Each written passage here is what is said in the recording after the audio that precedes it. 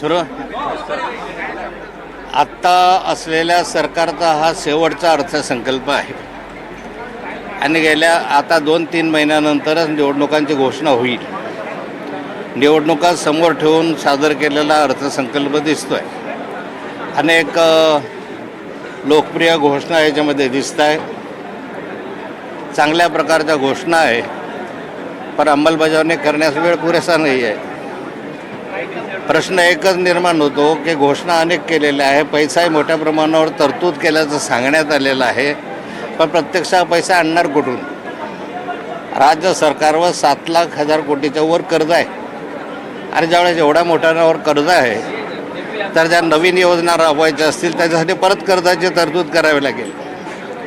म्हणजे कर्ज फेडण्यासाठी पैसा नाही आहे तर नवीन योजनांसाठी सरकार कुठून पैसा आणणार आहे याचं उत्तर अर्थसंकल्पामध्ये दिलेलं नाही आहे.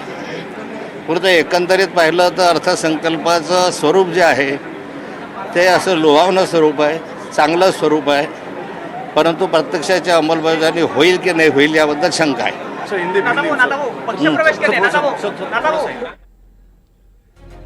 दरम्यान आपण बघतोय की आता एक याच्यावर प्रतिक्रिया उमटायला सुरुवात झाली आहे. दरम्यान या क्षणाची मोठी बातमी, पेट्रोलवरील कर आता 26% 25% करण्यात येणार आहे. मुंबई आणि नवी मुंबई, ठाण्यात हा दर जास्त होता. या बदलामुळे तिन्ही महापालिकेतील पेट्रोलचे दर साधारण 65 पैसे असे कमी होणार आहे. तर डिझेलचा दर सुद्धा अंदाजे 2 रुपये 7 पैशांनी कमी होणार आहे.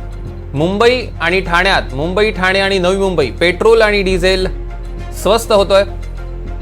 पेट्रोलचा जो कर होता पेट्रोलवरचा तो 26% आता 25% आणण्यात आलाय. आणि हा बदल झाल्यामुळे महापालिकेतील या 3 महापालिका ज्या आहेत त्यातला पेट्रोलचा दर हा 65 पैशांनी स्वस्त होईल, तर डिझेलचा दर हा अंदाजे 2 रुपये 7 पैशांनी स्वस्त होणार आहे.